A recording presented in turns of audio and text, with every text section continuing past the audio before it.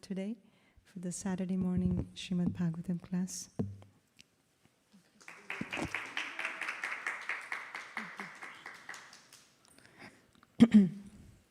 We will start with the prayers, Jai Radha Madhava. And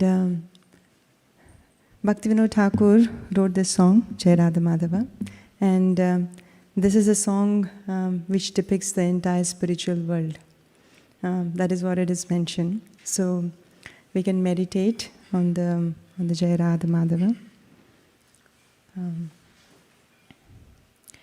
Jai Radha Madhava Kunja Vihari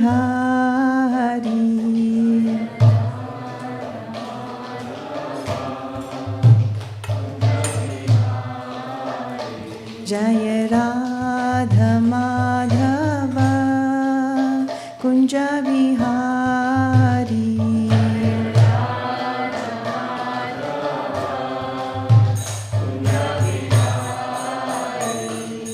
Gopi Jana Vallabha Girivaradhari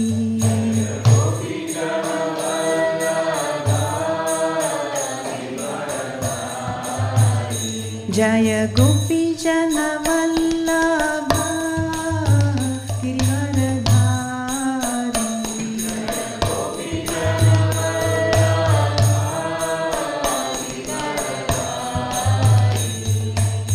Yashodanandana Braja Jana Ranjana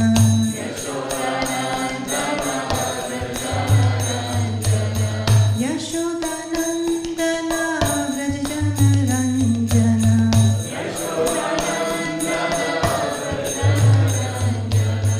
Yashodanandana Braja Jana Ranjana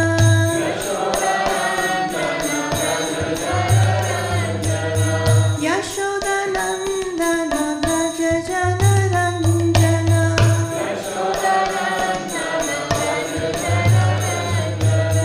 Yamuna Tira Vanachari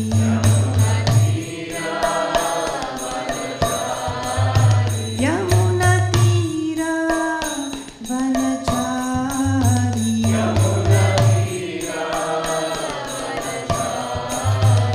Jaya Radha Madhava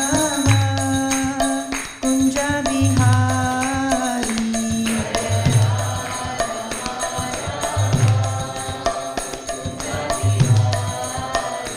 Jaya Radha Madhava Kunja Vihari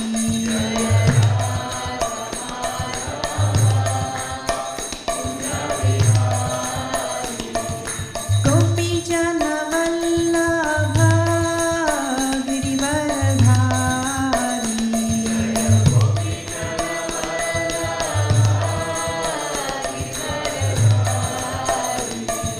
Gopi Jana Vallabha Girivaradhari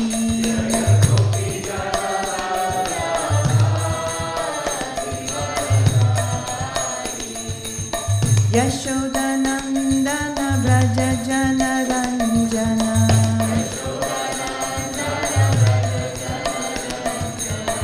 Yashodanandana Braja Jana Ranjana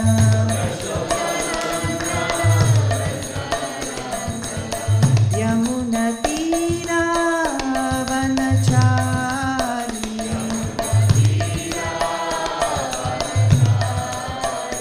Jaya Radha Madhava Kunja Vihari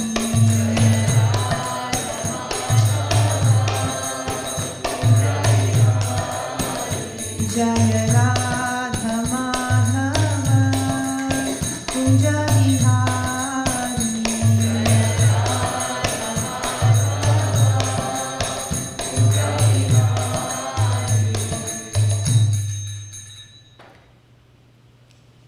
Om Namo Bhagavate Vasudevaya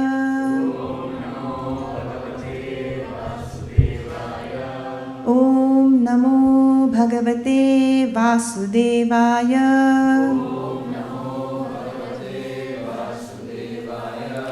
Om Namo Bhagavate Vasudevaya.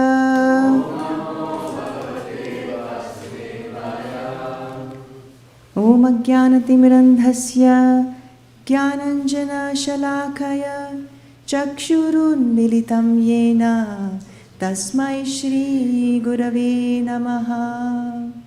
Shri Chaitanya Manobhishtam Sthapitam Yena Bhutale Swayam Rupa Kadamahyam Dadati Svapadantikam. Vandeham Shri Guru Shri Yuta Padakamalam Shri Gurun Vaishnavamscha Shri Rupam Sagrajatam Sahagana Raghunathanvitam Tvam Sajivam Sadvaitam Savadutam Parijana Sahitam Krishna Chaitanya Devam Shri Radha Krishna Padan Sahagana Lalita Shri Vishakhanvitamscha. He Krishna Karuna Sindhu Dinabandho Jagatpate Gopesha Gopika Kanta Radha Kanta Namostute. Tapta Kanchana Gaurangi Radhe Vrindavaneshwari Vrishabhanu Sute Devi Pranamami Haripriye. Vancha kalpatarubhyascha kripa sindubhya evacha patitanam pavanebhyo vaishnavebhyo namo namaha. Jai Shri Krishna Chaitanya Prabhu Nityananda Shri Advaita Gadadhara Shri Vasadi Gaura Bhakta Vrinda. Hare Krishna Krishna Krishna Hare Hare Hare Rama Rama Rama Hare Hare. Namah Vishnu Padaya Krishna Pristhaya Bhutale Srimate Bhakti Vedanta Swamini Tinamine. Namaste Saraswate Deve Gauravani Pracharine Nirvisesha Shunyavadi Paschatya Deshatarine.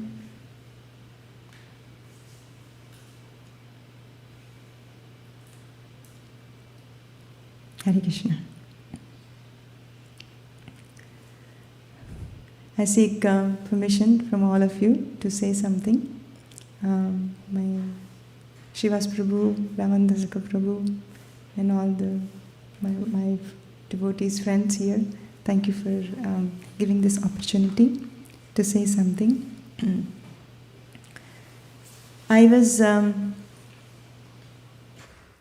thinking that I could not go to the Vrindavan Yatra this year. I was here. So I just thought, okay, why not listen to the Dham if I cannot go there physically. So I was meditating upon this, and Vrindavan Dham is a huge place. We cannot speak about everything about Vrindavan Dham. But I was listening to the glories of Sri Radhakund when I was meditating on this. So I thought maybe we can go on a Manasa Parikrama to Sri Radhakund, which is in the heart of Giri Govardhan, which most of you have recently been, or many of you have been. So we will start this.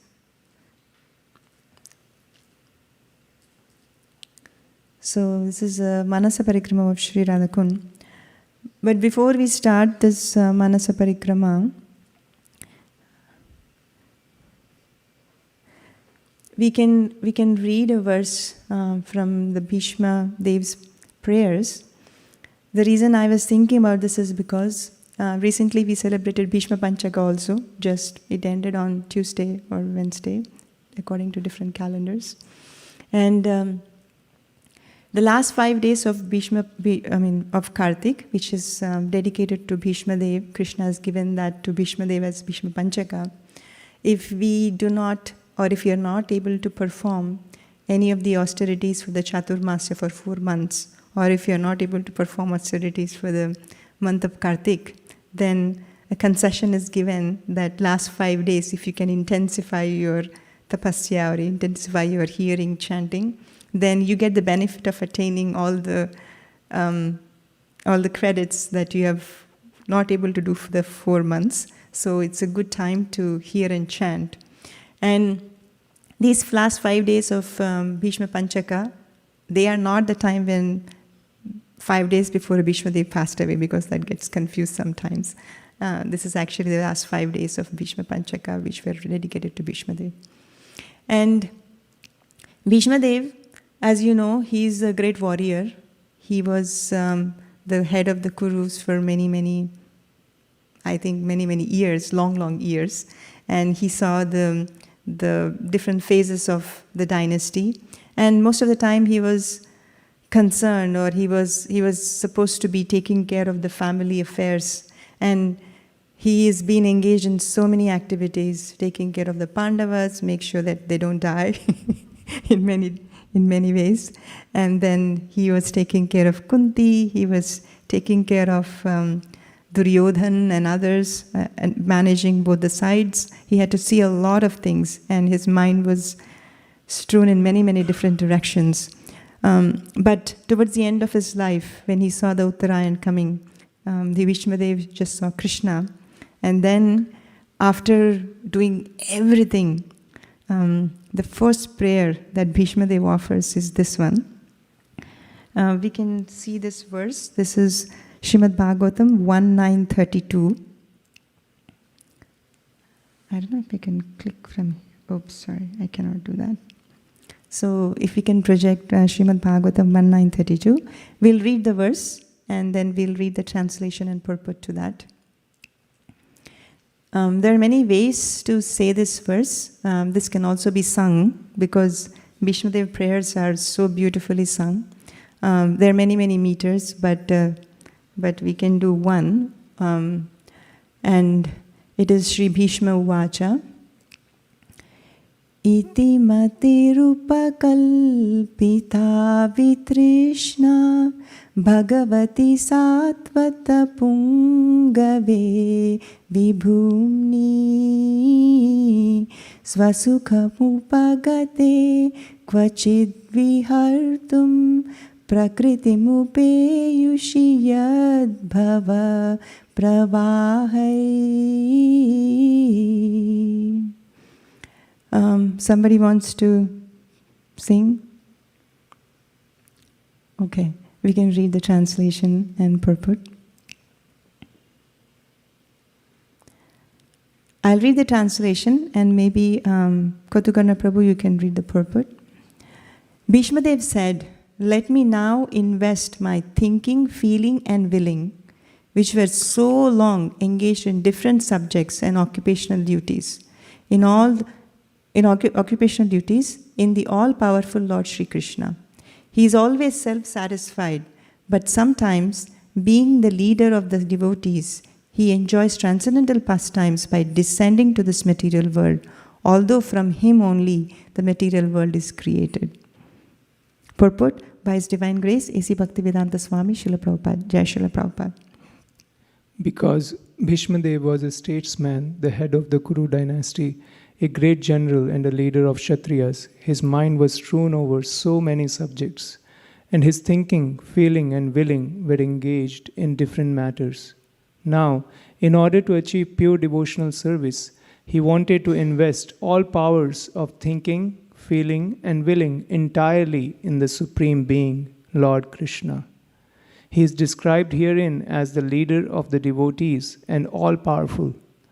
Although Lord Krishna is the original personality of Godhead, he himself descends to earth to bestow upon his pure devotees the boon of devotional service. He descends sometimes as Lord Krishna, as he is, and sometimes as Lord Chaitanya.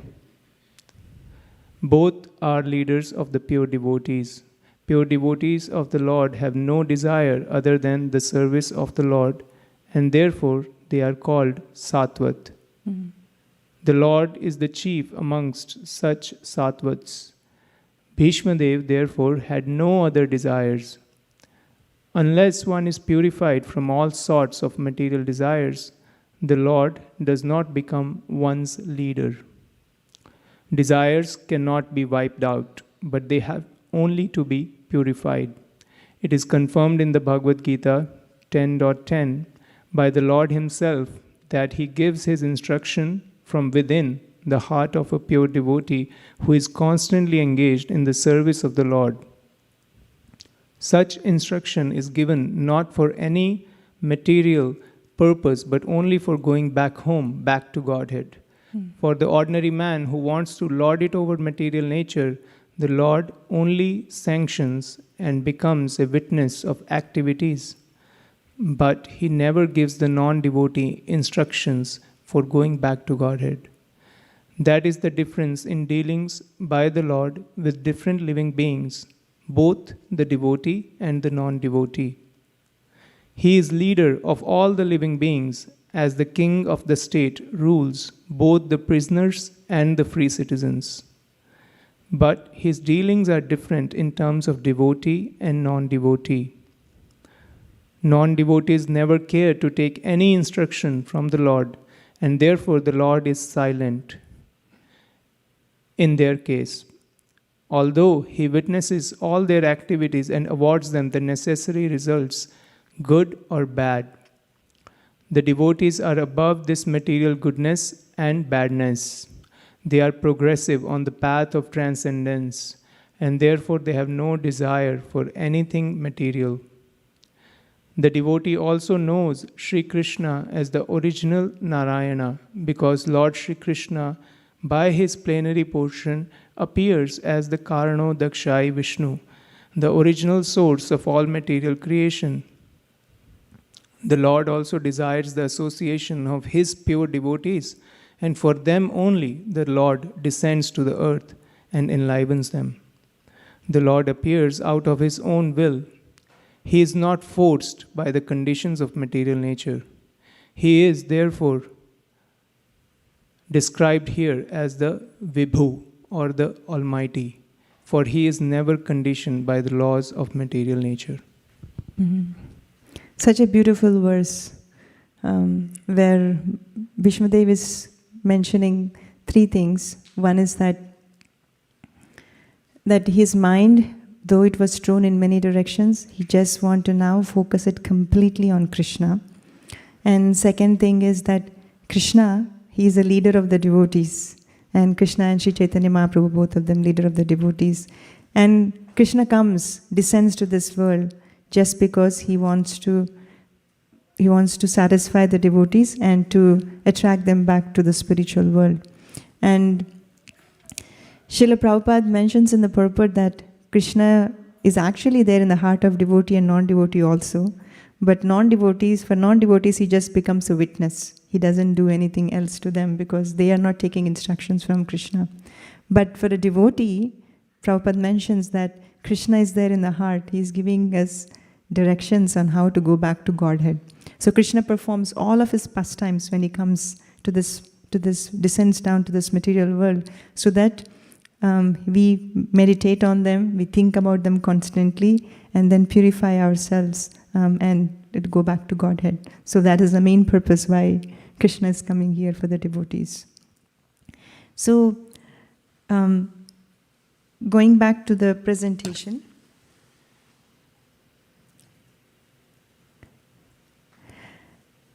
As we see there are many places, of course, Krishna performed unlimited pastimes. There is no way to count how many places we can go to think about Krishna. But one of the places which is very, very dear to Krishna is Sri Radhakund. And this is mentioned in the Upadeshamrita. It is mentioned in the verse number 9, Nectar of Instruction, verse number 9. and verse number 11. We can read the verse number 9 because I think if we read 2 verses, then we may not have so much of time, but we can read the verse number 9. And I think we can chant this together. I think everybody knows this one. Vaikunta janito vara madhupuri tatrapi rasotsavad vrindaranyamudara pani ramanat tatrapi govardhana Radhakundamihapi gokulapate premamrita plavanat Kuryadasya virajato giritate sevam vivekinakaha. Aradhika, would you like to read the translation?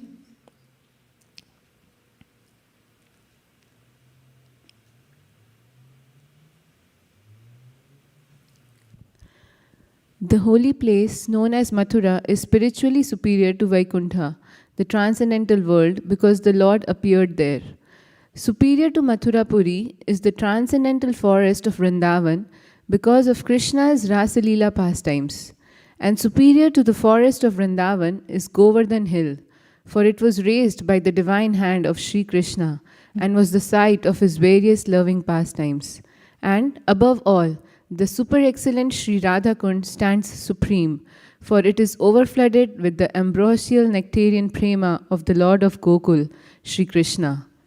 Where then is that intelligent person who is unwilling to serve this divine Radhakund, which is situated at the foot of Govardhan Hill? Prabhu, would you like to read the purport for this one? Thank you. The spiritual world is 3/4 of the total creation of the Supreme Personality of Godhead, and it is the most exalted region. The spiritual world is naturally superior to the material world.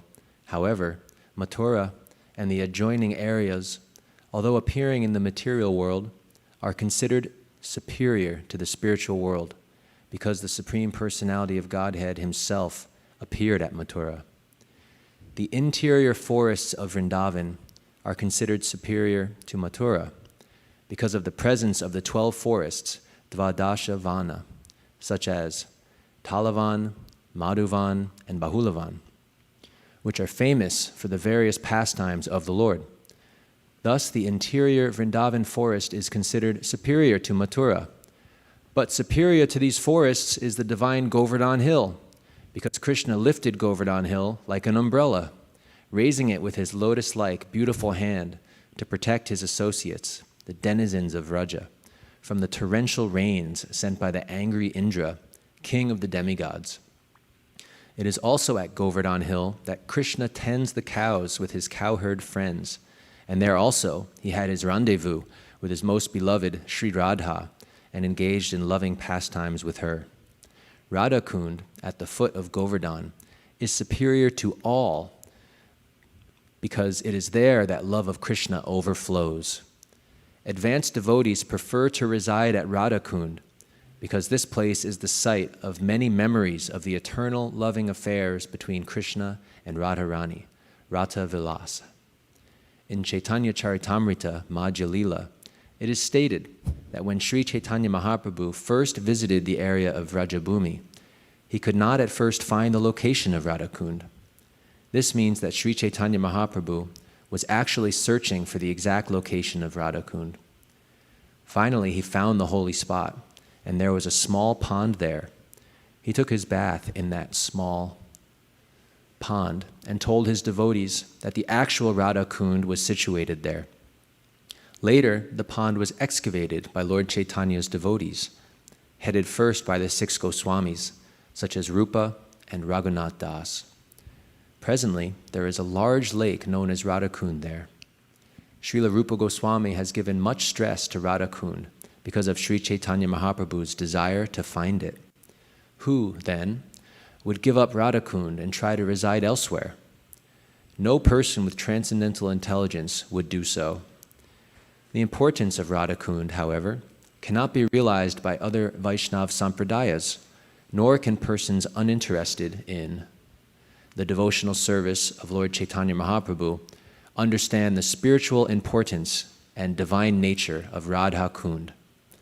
Thus, Radhakund is mainly worshipped by the Gaudiya Vaishnavas, the followers of Lord Sri Krishna Chaitanya Mahaprabhu. Mm-hmm.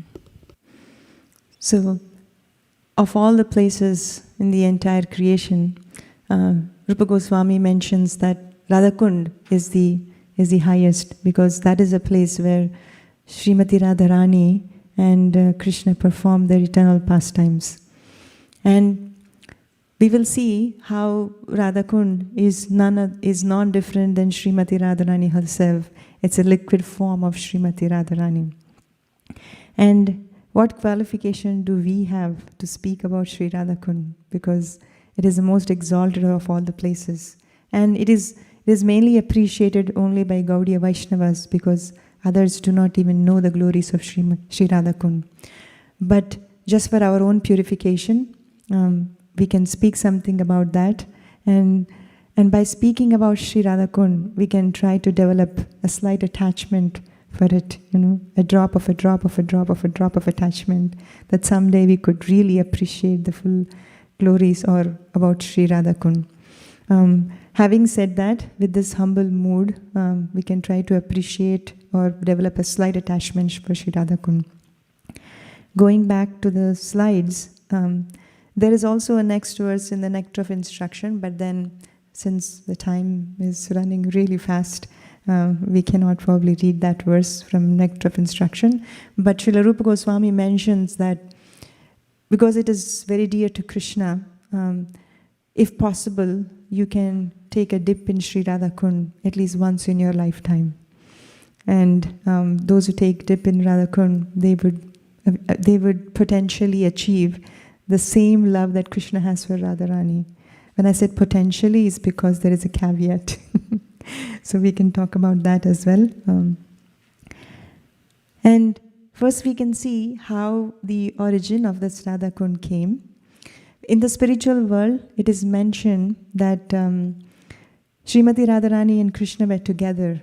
And even when they were together, due to their great love for each other, they actually missed each other. And because of that, they cried tears and tears and tears. And due to the tears of Srimati Radharani, Radhakund was formed, and the tears of Krishna, Shamakund was formed in the spiritual world. And that is in Goloka Vrindavan. Now, how did that manifest in this Bhauma Vrindavan? So, we all know from the Srimad Bhagavatam, 10th canto, 36th chapter, this is the killing of the demon Arishtasura. I don't know if everybody knows about this pastime, but I will describe it very, very briefly. Arishtasura was a bull demon, not a cow, but he was a bull. And he wanted to come and kill and disturb all the residents of Vrindavan. So he was so huge, that the hump on his back, it almost touched the clouds. He was that huge. And he would have his tail raised up like this. And he came, and as soon as everybody saw, the residents of Vrindavan saw Arishtasura, they were really, really scared. And when Arishtasura roared, then cows had miscarriage, and some women also had miscarriage because it was that ferocious. And Arishtasura came, and then his main goal was to kill Krishna. So, and he was charging towards Krishna. And when Krishna saw Arishtasura coming, Krishna was just a small boy, just a small boy, and he did not have any weapons, he did not have anything else. He was just a small boy. But as soon as he saw the gigantic demon Arishtasura in a big bull form, he immediately slapped his hands like this, with his arms to his like this. And then very nonchalantly, he was actually putting his hand over one of the gopas like this when Arishtasura was coming. And when Arishtasura saw that, he was so furious. I'm such a big demon, you're just nonchalantly standing like this with a hand on your friends. He was very upset, and he came charging towards Krishna. And as soon as he came charging towards Krishna, Krishna easily dodged him. And then Krishna took the two horns of Arishtasura, and he just whirled him and he just threw him back all the way. Arishtasura fell down, and then he was even more upset and angry. And then, he came charging. And then Krishna again dodged, and then he took his horns, and he just did, whirled him like this.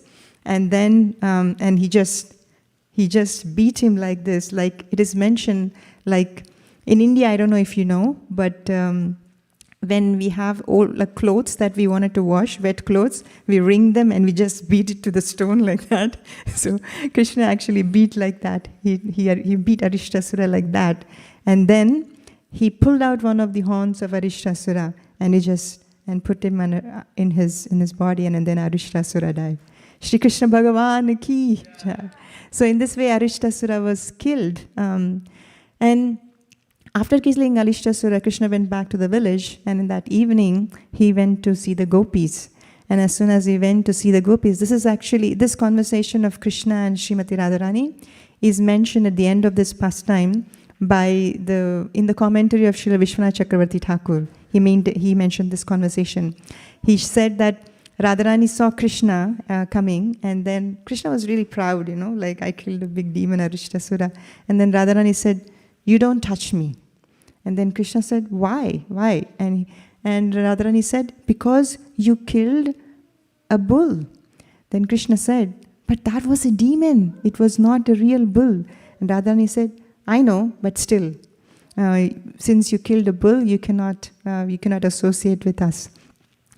And then Krishna says, "But it's not fair." But then he said, "Okay, fine. So what do you want me to do?" She said that you have to atone for the sin of killing a bull by going and taking bath in the holy rivers. And then Krishna again, he just wants to show off. He said, "Yeah, sure, I will take a bath in all the different holy places, but I will not go there. I will invite all the holy places to come here right now." And with his heel, like he just put on his ground, then it just became a beautiful kund, and that was Shamakund. And then after that, he invited all the holy rivers, different holy rivers, and everyone to come and fill up that pond. So the holy rivers, personified holy rivers, one after other, were coming offering obeisances, and they filled the kund with water. And then Krishna very, very happily went and he took bath in the Shamakund. And then he told Radharani, "See, I have the beautiful pond that I created. See this beautiful pond." And then Radharani said, "Okay, I will also create a beautiful pond with this one." And then they went to the place where there was a hoof print of Arishtasura. Because he was a demon, there was a hoof there. And then Radharani took out her bangle, like the bangle, and she started digging that hoof print to make a nice pond there. And of course, all of her Sakhis, all the different gopis and the Manjaris, everybody came and they started digging a nice pond. And it is mentioned by Vishwanath Chakravarti Thakur that in 1 hour, they made the entire beautiful kund. And Krishna was surprised. And then Krishna said, "Okay, if you want now, I can fill water from my pond into your pond." And the Radhana said, "No, I don't want water.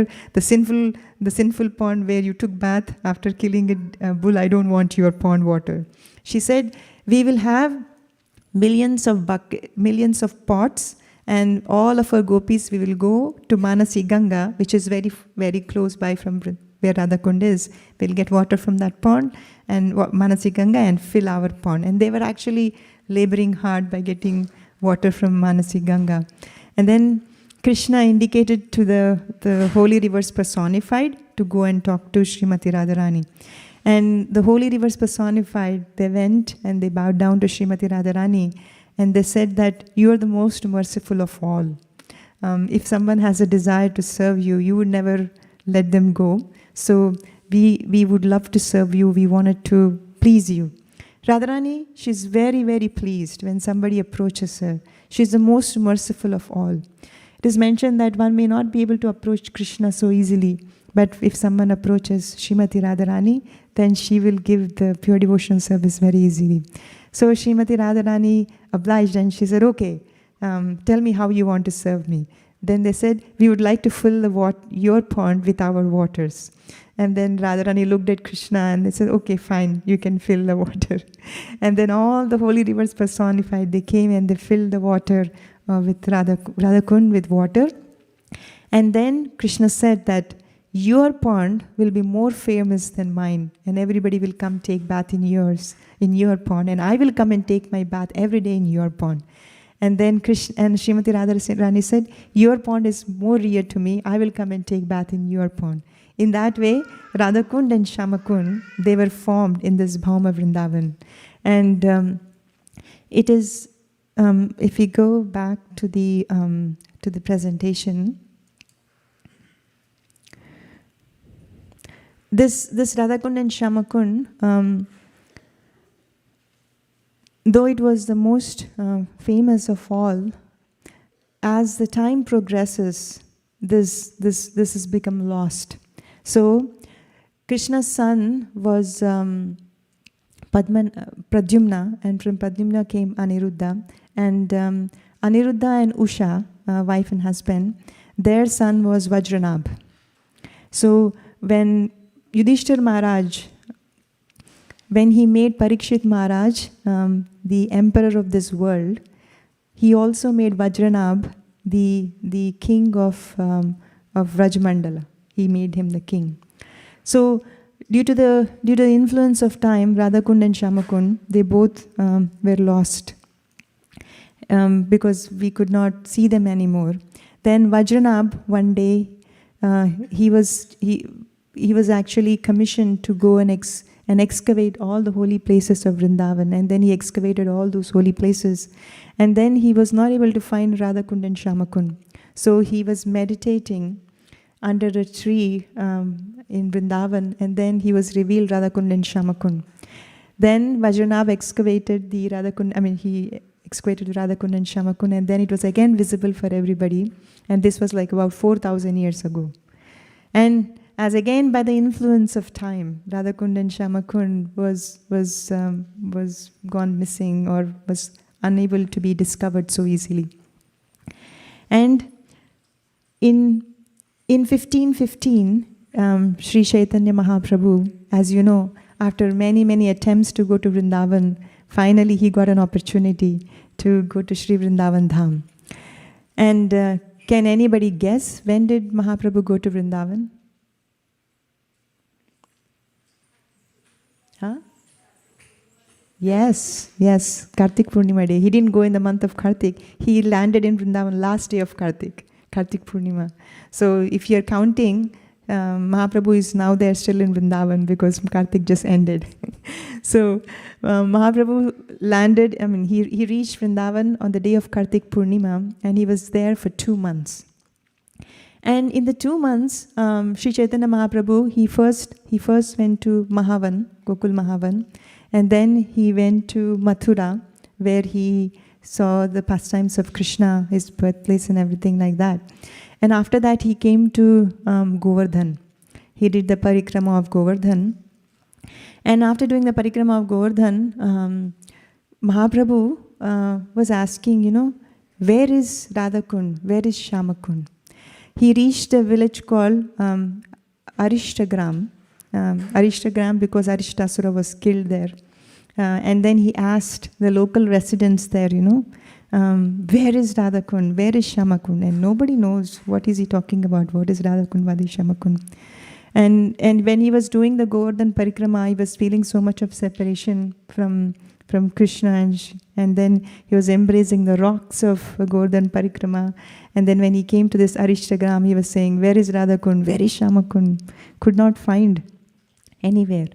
And then what he did was, he came to a place called Tamaltal. So I'm just showing some few holy places around Radhakund, because Radhakund places are unlimited.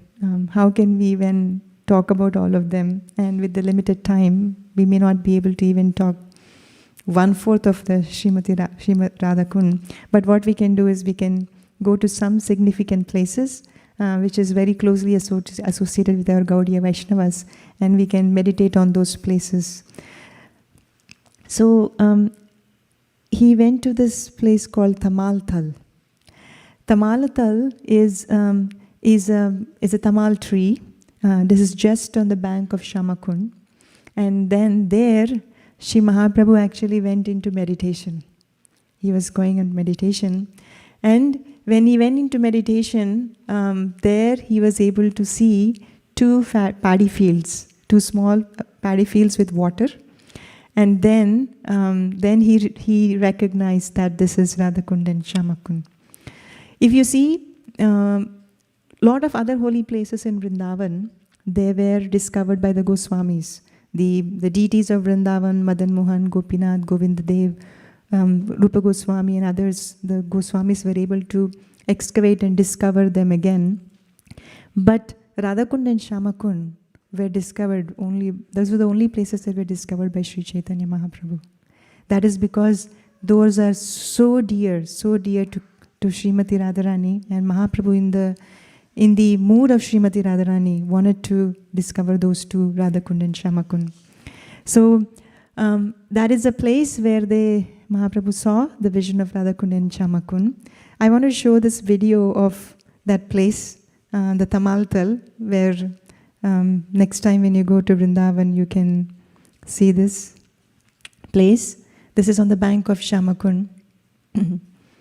And there is this is renovated now, and there is a nice deity of Sri Mahaprabhu sitting there in meditation. I know the quality of the video is not good, but and this is the tamal tree. This is not the same tamal tree, but one of the offshoots of that original tamal tree that Mahaprabhu sat under. And this is that tamal tree. So that is the Tamaltal where Radhakund and Shamakund were discovered. And Mahaprabhu, he went to those two kunds, the paddy fields, and he first took bath in them, both Radhakund and Shamakund. Then he took the mud from the Radhakund and Shamakund and he applied tilak all over his body. And the villagers of Arishtagram, they were like surprised, what is Mahaprabhu doing?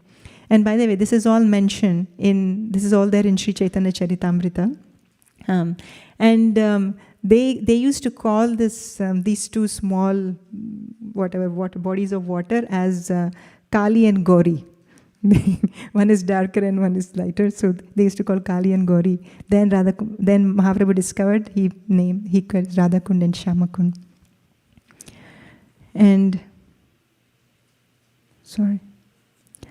Then Mahaprabhu, when he discovered Radhakund and Shamakund, he offered beautiful prayers to Radhakund and Shamakund. I think we should read those prayers. This is in the Chaitanya Charitamrita, Madhya Leela, chapter 18, verse number 4.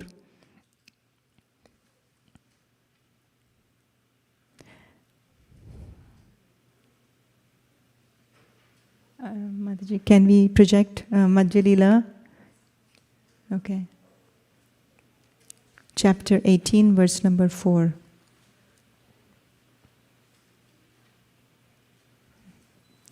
We'll read the translations in the interest of time. Would you like to read the translation?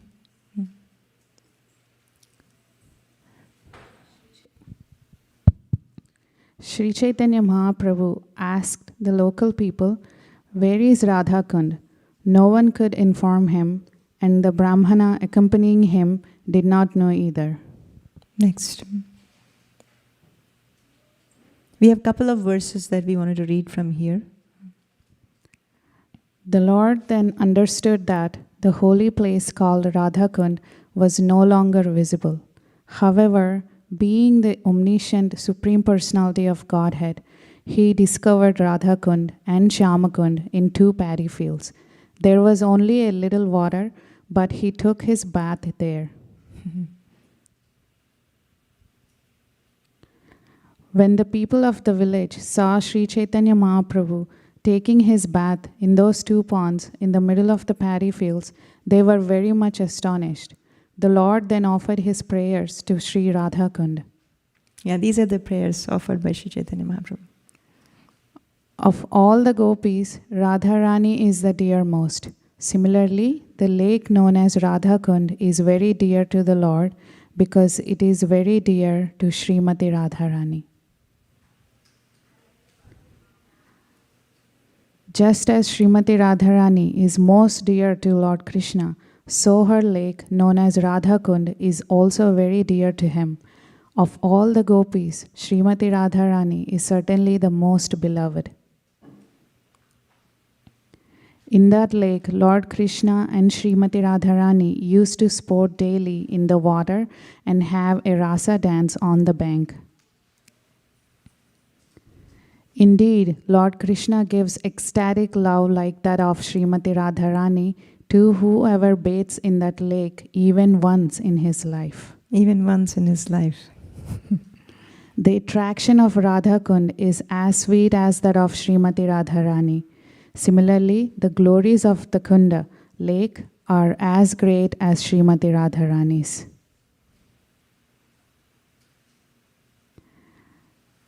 Because of its wonderful transcendental qualities, Radhakund is as dear to Krishna as Srimati Radharani. It was in that lake that the all-opulent Lord Sri Krishna performed his pastimes with Srimati Radharani with great pleasure and transcendental bliss. Whoever bathes just once in Radhakund attains Srimati Radharani's loving attraction for Sri Krishna. Who within this world can describe the glories and sweetness of Sri Radhakund?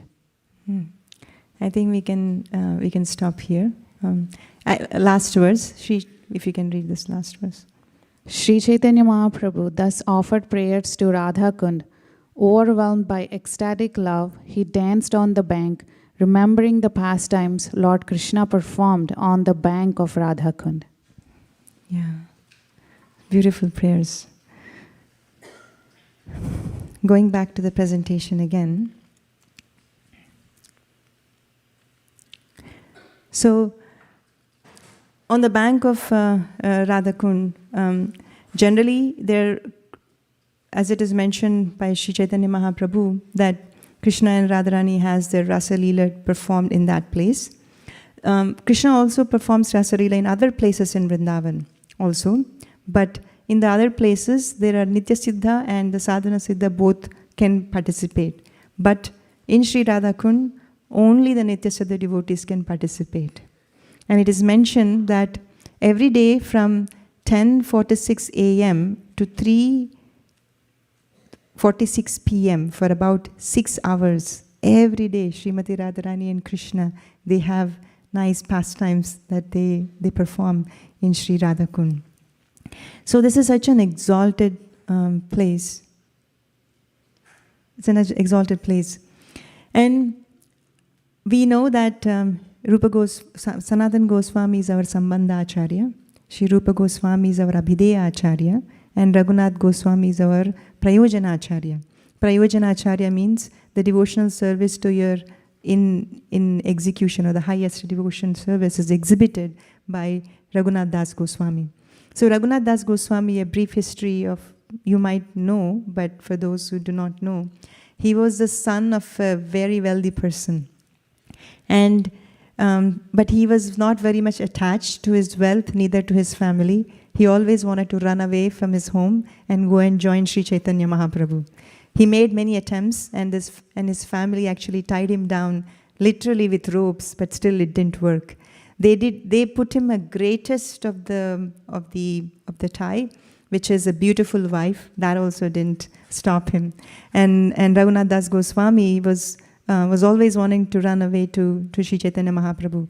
And once when he went to Sri Chaitanya Mahaprabhu and asked him, I just wanted to come and stay with you, Mahaprabhu said to him that at the time you should act like you are very much attached to your family, and when the time is right, you will come to me. And he gave a very important instruction at that time. He said that you act in your home like a woman who has a paramour acts at home. Because if you have a paramour, then the woman actually will act extra nice to the family so that nobody doubts her, right? So Raghunath Das Goswami was given that instruction, you act in such a way that nobody doubts you, and then you can perform your duties like this, and when the time comes, I will provide you an opportunity when you can come. So Raghunath Das Swami took that instruction, he did his duties very nicely, and one day, by Krishna's mercy, he was able to come and join Sri Chaitanya Mahaprabhu. So he came and joined Sri Chaitanya Mahaprabhu in Jagannath Puri. And in Jagannath Puri, he was the personal secretary of Swarup Damodar Goswami. So he was serving Swarup Damodar Goswami. Swarup Damodar Goswami was telling about all the pastimes of Sri Chaitanya Mahaprabhu, and Raghunath Das Goswami was listening to it very carefully. Hare Krishna, Vijay Prabhu, please accept my humble obeisances. Hare Krishna. And Raghunath Das Goswami was very close to Swarup Damodar Goswami, and there are many pastimes you might know, the austerity of Raghunath Das Goswami, how he was eating the grains which are discarded by the cows, the prasadam which was left by everybody else, that is eaten by cows, the cows eat them and they just discard them, and Raghunath Das Goswami was actually washing those grains, and then he was washing the top part of it which has gone bad, and he was just taking the inside of it. And this picture you can see here, one day when he was eating, Sri Chaitanya Mahaprabhu came to him and said, I heard you are getting the most nectar of all the nectars, please share that with me. And then he snatches that from Raghunath Das Goswami and eats, and Raghunath Das Goswami feels really, really embarrassed about it. So he had a very intimate association with Sri Chaitanya Mahaprabhu and Swarup Damodar Goswami. And Sri Chaitanya Mahaprabhu presented him his own Govardhan Shila and a Gunjamala to Raghunath Das Goswami.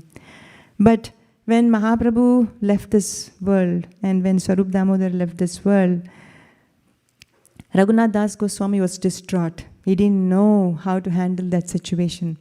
He just wanted to give up his life. So he thought that he will talk to Rupa Goswami and Sanatan Goswami, and he came to Vrindavan and he wanted to give up his life by jumping from the Govardhan hill. So when he spoke to Rupa and Sanatan Goswami, they gave him nice counseling. They told him that Sanatan Goswami also wanted to give up his body because of all of his blisters earlier, but Mahaprabhu said that your body is my property, so you cannot give up your life like that. So Rupa and Sanatan Goswami told him that instead of giving up your life, you had such an intimate association with Sri Chaitanya Mahaprabhu and Swarup Damodar Goswami. Why don't you describe all of that to us, which we never got that association? So at the Radha Damodar temple, every day, Raghunath Das Goswami used to narrate the pastimes of Chaitanya Mahaprabhu that happened. And in this way, he was spending his time. And then Sanatan Goswami and Rupa Goswami said, since you're feeling so much of separation from them, Mahaprabhu gave you the Govardhan Shila, and he also, who is Krishna, none other than Krishna, and he also gave you the Gunjamala, which is so dear to Srimati Radharani. Why don't you make your residence in Radhakund? And then, on the advice of Sanatan Goswami and Rupa Goswami, Raghunath Das Goswami made his residence at Radhakund. So at Radhakund, Raghunath Das now you see that structure that is there, but when Raghunath Das Goswami was there, he just sat on the bank of Radhakund. There was no shade in the sun, in the rain and everything. He used to constantly meditate on the pastimes of Krishna and Radharani that is happening in that place. And he hardly ate anything. Actually, he didn't eat anything. He only drank 1 cup of buttermilk every day. And he used to offer his obeisances to all the devotees multiple times in a day. He used to chant 2 lakh names a day. He was doing so much of austerity and so much of meditation on the pastimes of Sri Radha and Krishna at Sri Radhakund.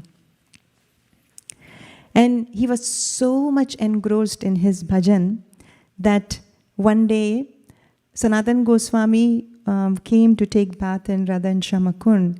Raghunath Das Goswami was so deep in meditation that there was a tiger that was passing by. Raghunath Das Goswami didn't notice it. And one day he was sitting in the hot sun, and Srimati Radharani, standing in the sun, she actually put a veil on Raghunath Das Goswami to protect him from the sun. And when Sanatan Goswami saw this, he told Raghunath Das Goswami that our job is not to take service from Sri Radha and Sri Krishna. Our job is actually to serve them. That is our job. So you establish a bhajan kutir so that you don't have to bother them because of this. Raghunath Das Goswami felt so embarrassed because that was not his intention. He was so deep in bhajan, he didn't even realize that he was taking service from them. So then a bhajan kutir was established. It was a simple thatched hut. It was not a very simple thing, but it was protecting him from rain and other things. So that's how the bhajan kutir was established for Raghunath Das Goswami, just on the bank of Sri Radhakund. And there, when he was meditating,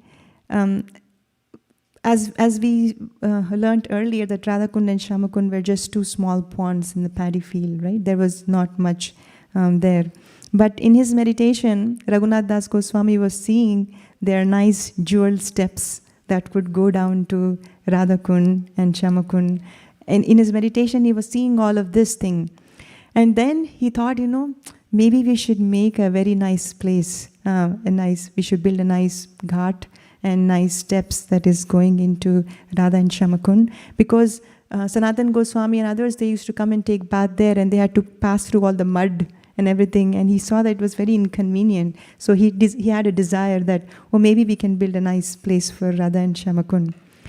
And as soon as he thought about it, he was thinking, where will I get money for all this? Okay, let me not think about this. I don't want to have this desire of taking the job of building that whole steps for Radha and Shamakund.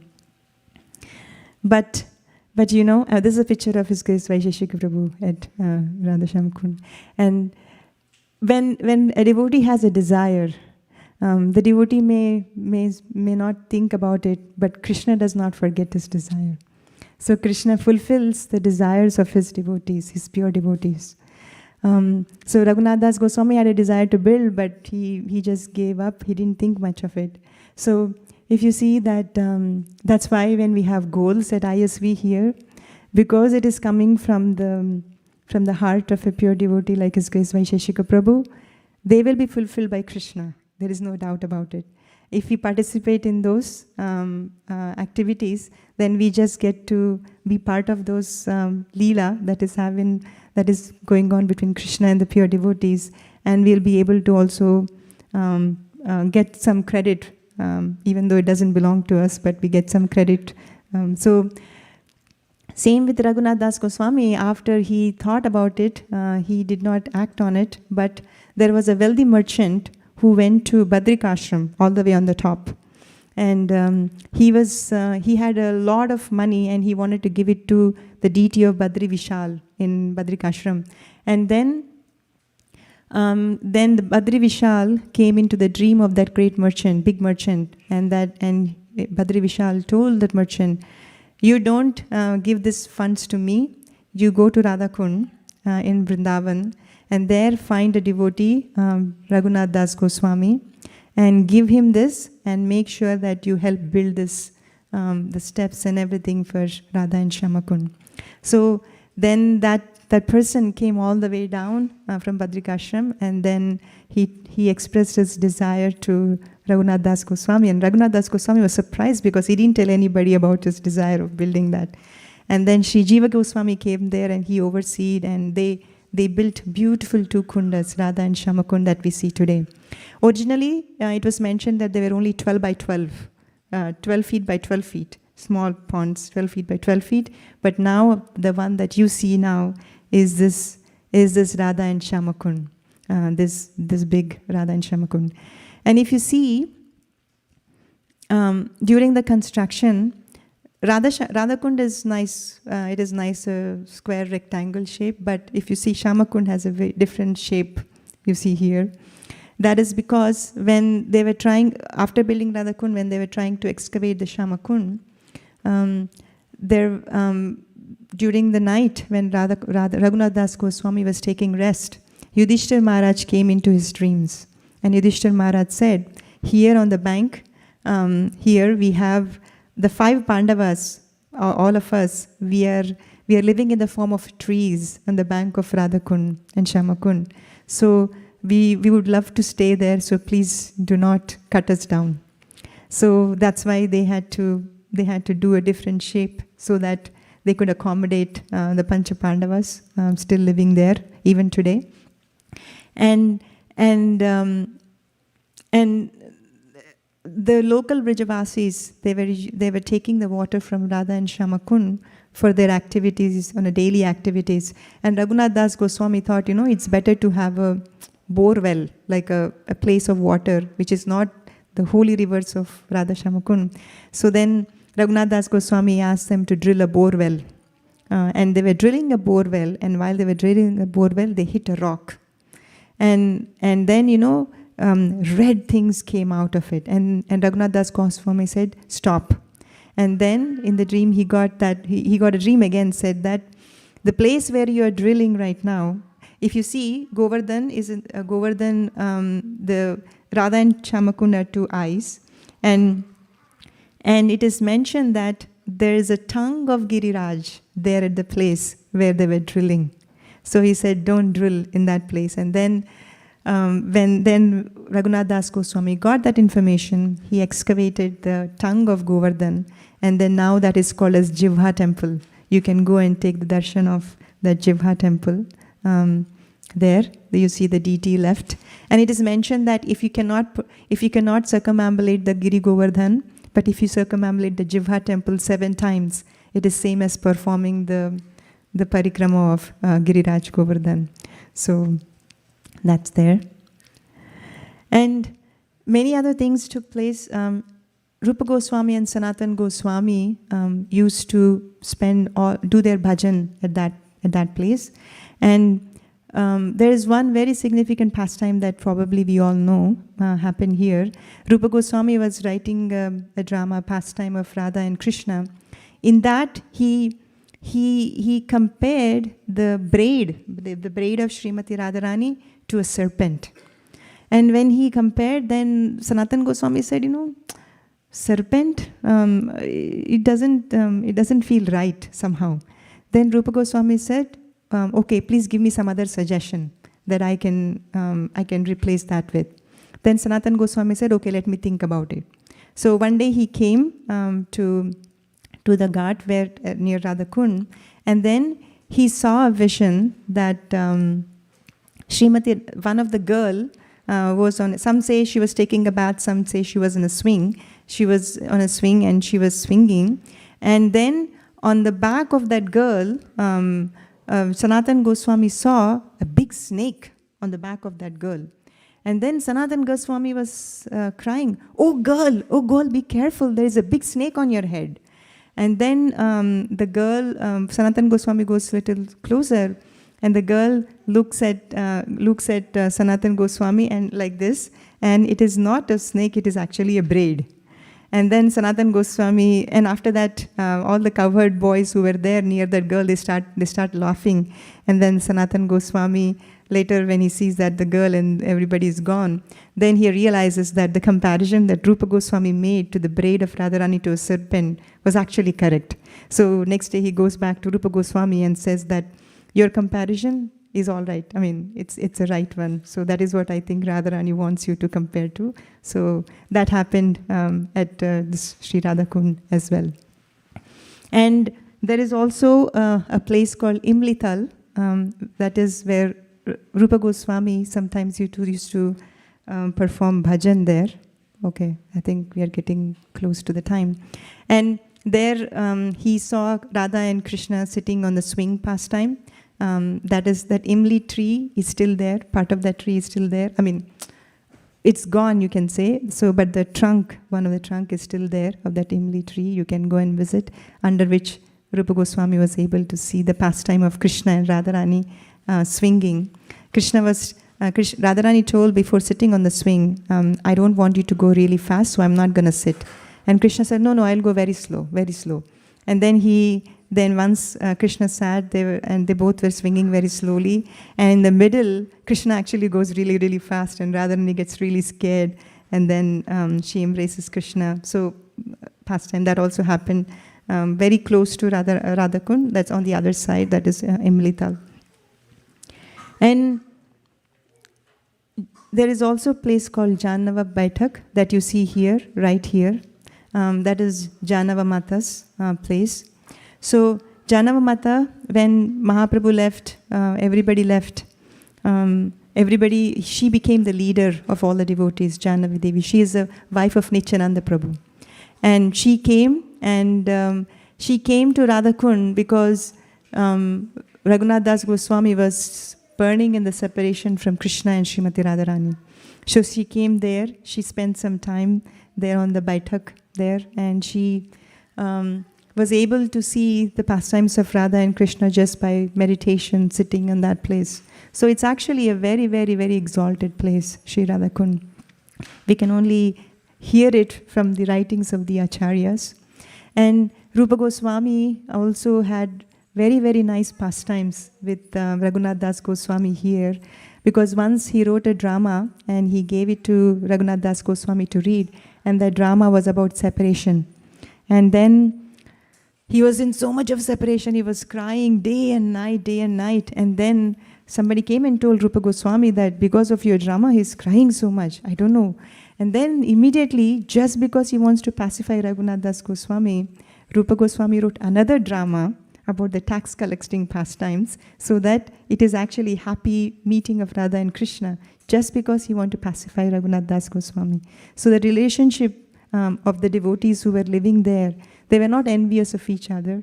They cared so much for each other. They did whatever it takes to make each other happy. So that also happened here at Radhakund. And there are many other devotees who lived there at the bank of Sri Radhakund. And Raghunath Das Goswami, as I mentioned, he was only taking 1 cup of buttermilk, a small cup of buttermilk. So there is a devotee who was serving Raghunath Das Goswami. He thought that this is a small cup of buttermilk, maybe I should get a bigger cup.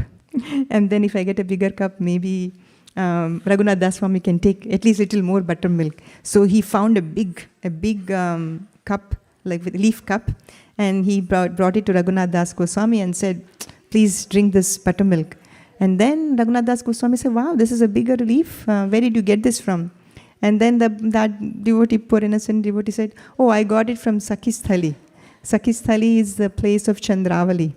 So as soon as Raghunath Das heard that it is from Sakhisthali, he took that and he threw the cup away, because he was so loyal to Srimati Radharani that he did not want to even accept anything which is not in favor of Srimati Radharani. So that was his deep meditation, Raghunath Das Goswami's meditation. And as we know, our very dear Krishnadas Kaviraj Goswami, he used to also live at the bank of Radhakund. Raghunath Das Goswami, every day for 3 hours, he used to speak about the teachings of Sri Chaitanya Mahaprabhu on the bank of Radhakund. And Krishnadas Kaviraj Goswami used to come and sit there, and he used to learn all of these pastimes. And then the devotees asked Krishnadas Kaviraj Goswami, please write a book, Sri Chaitanya Charitamrita, which has all the pastimes of Sri Chaitanya Mahaprabhu.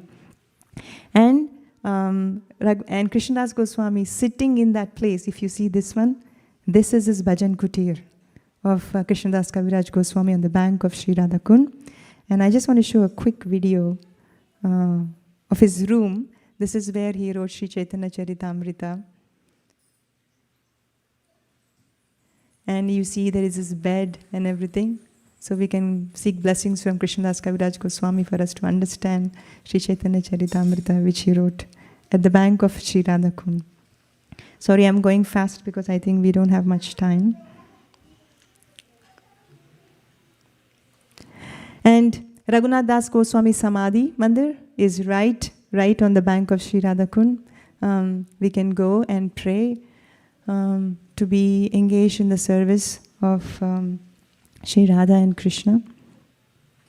And this is a samadhi of, to the left is Raghunath Bhatta Goswami, and the back is Krishnadas Kaviraj Goswami, and into the right is Raghunath Das Goswami, Pushpa Samadhi. So the significance, this is called as Teen Samadhi Mandir.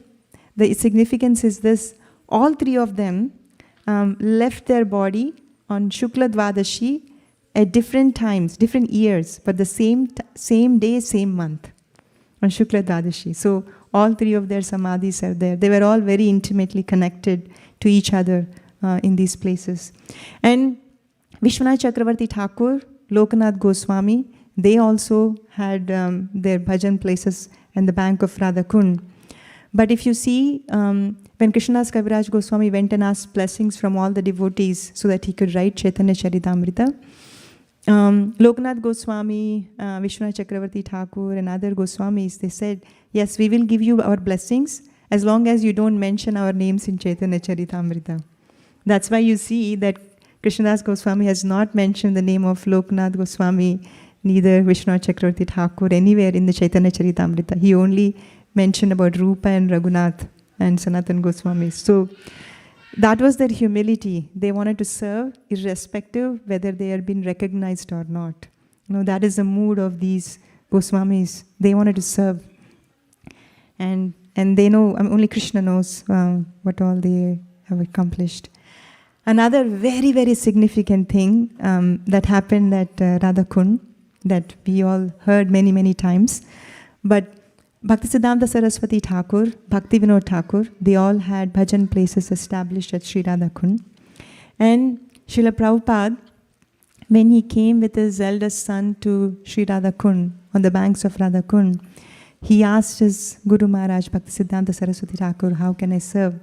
Then Bhaktisiddhanta Saraswati Thakur Maharaj, he mentioned to Prabhupada that previously we used to have a small place in Old Tadanga Junction.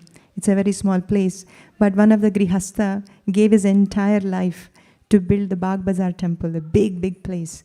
They have a nice marble temple and everything. Then Bhaktisiddhanta Saraswati Thakur Prabhupada was mentioning that though we have this big place, there is a fire in the mutt. People, devotees are fighting over which room I need to get, you get which room. So he said that it's better we sell the marble that is in the Bagh Bazar and print books. And that place, he got this historic instruction saying that if you ever get money, print books. This is a place where he got. And he took that instruction to his heart and he made this as a life and soul. Vyavasayatmika buddhi ekeha kurunandana, that Krishna says in Bhagavad Gita. Srila Prabhupada made this one instruction as his life and soul, that if he ever gets money, he print books. He printed so many books all over the world. And the second instruction he got at the Old Tadanga Junction earlier was, he said that preach the message of Sri Chaitanya Mahaprabhu in English language. So these are the two instructions that Srila Prabhupada got, and one of the very prominent one you see is at Radhakund. And that is the significance of this place, such a potent place. And somehow we are just trying to assist Srila Prabhupada in fulfilling his desire of distributing books, printing books and distributing far and wide by the mercy of His Grace Vaisheshika Prabhu and the mercy of great devotees like His Grace Vijay Prabhu, who have dedicated their entire lives in distributing Srila Prabhupada's books. And the last part I wanted to talk about is this. It's a very, very sacred place, Sri Radhakund, cannot be taken for granted. And as we saw that Sri Chaitanya Mahaprabhu said that if you take bath once in this kund, then you will get the very highest result. So if at all we wanted to take a dip by sprinkling water on our head or maybe dip, it has to be done in a mood which tells that we are utterly unqualified even to touch the waters of Sri Radhakund. We have no qualification, first of all. But we are seeking the mercy of our acharyas, Shri Raghunath Das Goswami, and all the previous acharyas, Srila Prabhupada, and our Guru Vargas, that please allow me to purify my heart, and with great reverence, just offer our obeisances, sprinkle the water, and then maybe take a tip, and then just come out. And once in 2004 Vrindavan Yatra, when we went, His Holiness Sachinandan Maharaj made such a beautiful point about this Radhakund. He mentioned that if that is written in the scriptures, that if you take a dip, then you get the love of Krishna, love of Godhead, or you will attain the same feeling that Radharani has. How come we are not getting anything? We take a dip, nothing is happening. There's no effect. It's like taking elephant, taking the bath and just putting the mud all over. It's happening like that. Then Sachinandan Maharaj mentioned a very nice point. He said, the heart is a receptacle where you hold all the mercy. And when you take dip in these holy rivers, holy waters and kundas, you take a dip and you hold that mercy in your heart. And he mentioned, but unfortunately our heart is full of holes. The moment mercy comes in, it just drains away. And he mentioned that we need to repair our hearts through our lives by chanting the Hare Krishna Mahamantra carefully. Every mantra we chant Hare Krishna, Krishna Krishna, Hare Hare, Hare Ram, Ram Ram, Hare Hare. We repair the holes. I mean, they're unlimited holes, but each hole we try to repair like that throughout our life. When we actually go to Radhakund, and if we ever take a dip, we may be able to retain a drop of the mercy of Srimati Radharani in our hearts. So, with that, I think we should stop here. Thank you so much for your kind attention. Hare Krishna.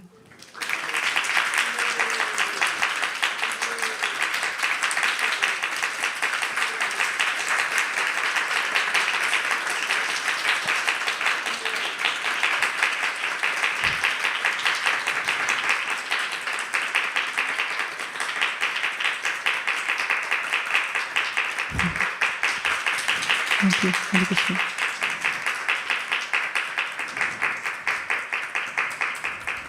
I think we have 10 minutes. If you want to share some reflections or any questions that you may have.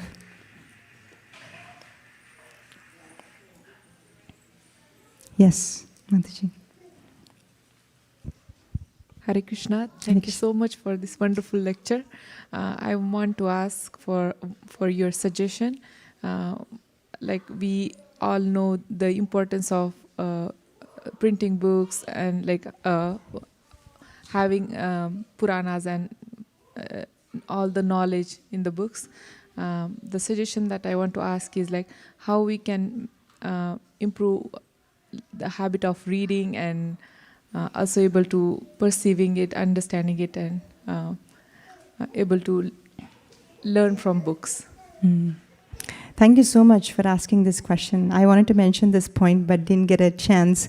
But we discussed this during our Japa talk today, that when we go to these holy places, actually we cannot see anything. Because the holy places we can only hear.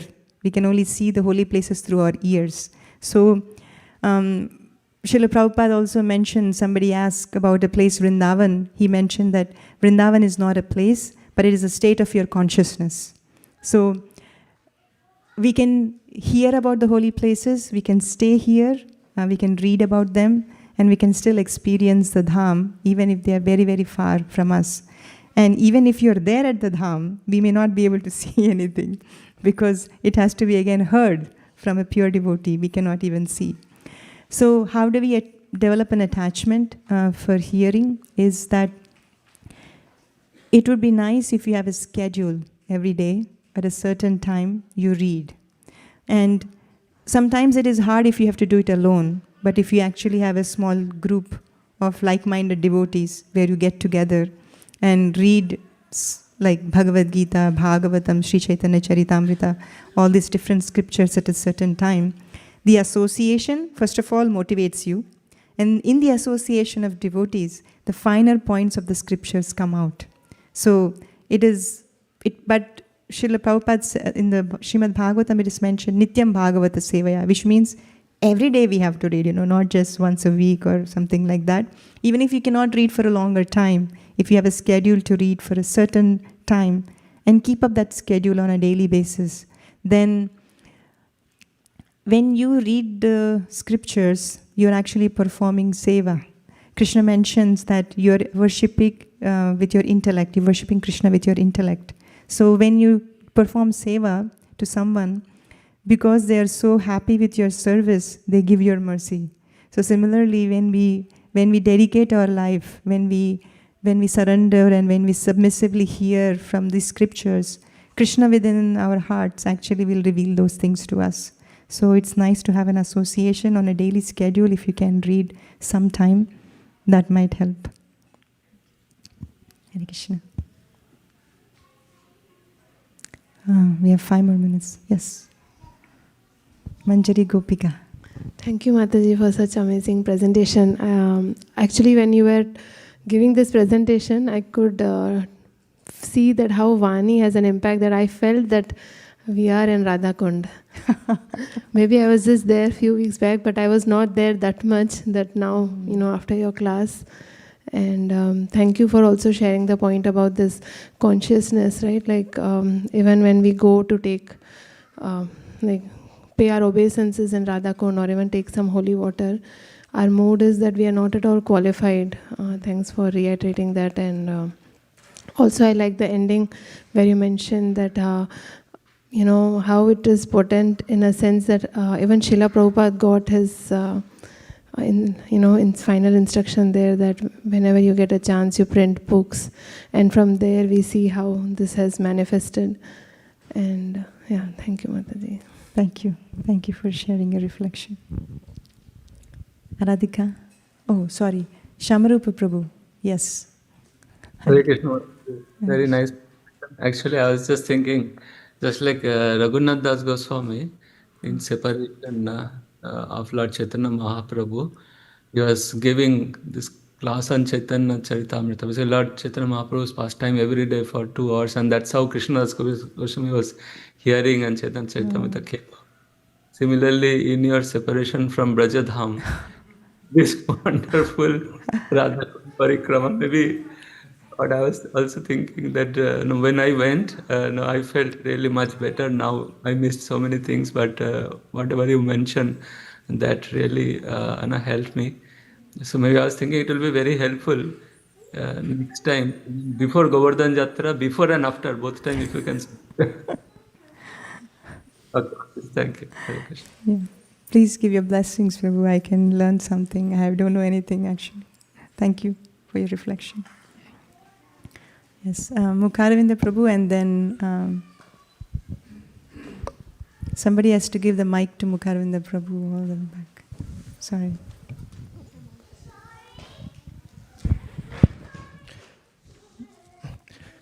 Hare Krishna Mataji, Dhanavad Pranam, All Krishna Prabhupada. Thank you so much for this nectarian trip to Radhakund. And I was just remembering one of Srila Prabhupada's disciples. He was a very big distributor, and I had somehow chance to have his association in Govardhan. And she was sharing that she did lot of service of book distribution for many years, and then she suddenly thought that no, it's not. Let me just go to Radhakund and do book distribution. I just stay there. And in the night, she was staying there, and then she gets the dream that Srila Prabhupada is saying that what you're doing, service in Vrindavan, distributing books, that is actually you're staying in Radhakund.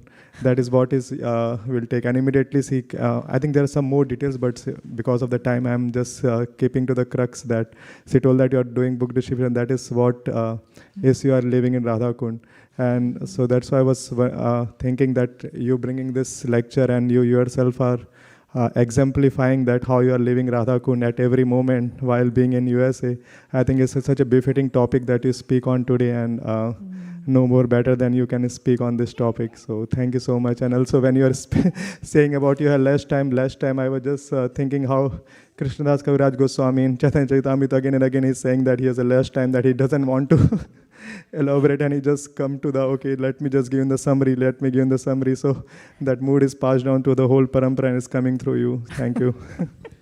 I'm sorry that, I mean, there are so many things to cover, but I couldn't cover, so yeah. But thank you for sharing that story, that wherever we are, if you're serving in the movement of Srila Prabhupada by distributing books or any other services, we are in those holy places. Thank you for reminding us, Prabhu. Hare Krishna.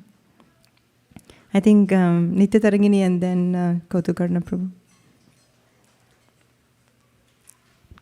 Hare Krishna Mataji. Thank you for the virtual Dham Yatra. I very much appreciate seeing all the pictures of all the beautiful places where Acharyas have stayed.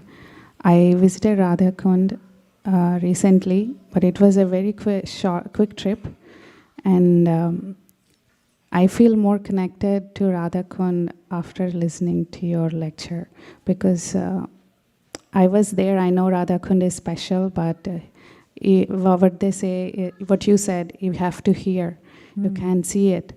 So I think after hearing from you the amazing pastimes of all Sri Chaitanya Mahaprabhu and our acharyas putting so much effort into excavating and making it so that they can make it accessible to other devotees. So I feel much more closer. So thank you so much.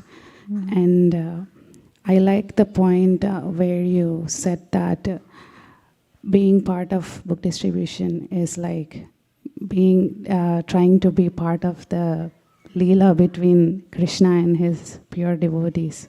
I mean, I don't feel qualified enough to be part of that, but if I can assist somehow, maybe for my own purification, it might help me to at least access or get the taste of some of these nectarian pastimes. So thank you so much. Thank you so much. It is true that the Goswamis have written so much of literature just sitting on the banks of Radhakund, and we have no realization of that place nor the pastimes. But I think last Saturday, Shastra Sar Prabhu was mentioning that when we find a devotee, we should serve that devotee. Service doesn't necessarily, intimate association or service doesn't necessarily means only physically serving, but you can also serve them by distributing the books that they have written or sharing the knowledge that they have written with others. Because what great thing would be for an author, then their books and their written experiences are shared with other people, then that would be more pleasing to them. So we may not be able to understand much, but serving the great acharyas, Srila Prabhupada, by distributing the literature that they have written for us, we will probably get some mercy from them, and they will reveal it to us, because on our own it's hard. So, thank you. Kautukarna Prabhu. Thank you for the class, Mataji. Mataji, why is Raghunath Das Goswami called Prayojan Acharya? So he exhibited the highest platform of performance of devotional service in his dealings. So he was a Manjari, so he was an associate of Krishna, and in his writings, he gave the highest pastimes of Radha and Krishna in his writings. So we can, Sanatana Goswami taught us how to establish our connection with Krishna, and his teachings, Hari Bhakti Vilas and everything is about establishing connection, and how to apply that, apply those rules and apply those teachings is what Rupa Goswami has done, and how to perfect our Krishna consciousness is exemplified by Raghunath Das Goswami. So that's why these are the three different acharyas. They're exemplifying doesn't mean the other does not know how to perfect, but they're just teaching us different aspects of Krishna consciousness. Another thing I wanted to share is that when we went to Radhakund in the yatra with His Grace Vaisheshika Prabhu whichever year we went, before going to Radhakund, His Grace Vaisheshika Prabhu has a brilliant plan on how to go to holy places. We stopped before going to Radhakund. We stopped for book distribution at the rickshaw stand. And I initially thought, who will take the books here? But then when I was thinking, I thought, actually, what qualification do I even have to go and even see the Dham, see Radhakund, I better do some service first, qualify myself to even go and see Radhakund. So when I started distributing books like that, there were so many pilgrims that they came just to see Radhakund but did not have much knowledge about the philosophy. So when we distributed some books there, felt like Dham Seva, some Seva we did to the Dham, and then felt like, okay, maybe now I can at least go and see the holy places. So it's nice to have some service also to be able to connect to the Dham, holy places. Yeah, I think it's 9:35. I think we should stop, but Prabhu will take your last question. Tadiya Seva Prabhu. Oh, Hare Krishna Mataji, thank you very much for the wonderful presentation. You shared nicely all the pastimes. I could echo with all the devotees that has mentioned. When I have visited multiple times Radhakund, but I couldn't now I could relate more like what you're saying as it has to be heard. So thank you so much for sharing that. And also your talk gives so much inspiration to read more scriptures. Thank you, Mataji. Thank you. Actually, the class that I gave is from the lecture that I heard from my Guru Maharaj, and my Guru Maharaj actually spoke about this. And there is a book called Rajamandal Parikrama by ISKCON. I referred that book, and also part of it was from the pastimes that happened at Radhakund from Bhakti Ratnakar. I know that His Holiness Bhanu Swami Maharaj is translating that book, but there is one PDF version available on ISKCON Desire Tree. Those were the references for this class. But most of it is from Srimad Bhagavatam, Chaitanya Charitamrita. Just a few extra pastimes were there from Bhakti Ratnakar. Okay. Tadiya Seva Prabhu, oh, his hand is not raised anymore. Okay.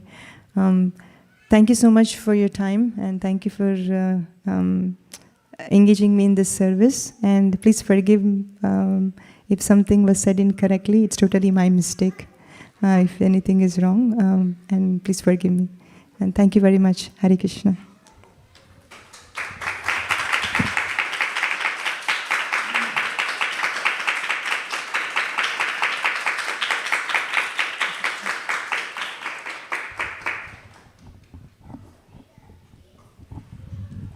Her Grace Malini Mataji ki jai, Srila Prabhupada ki jai. Jai.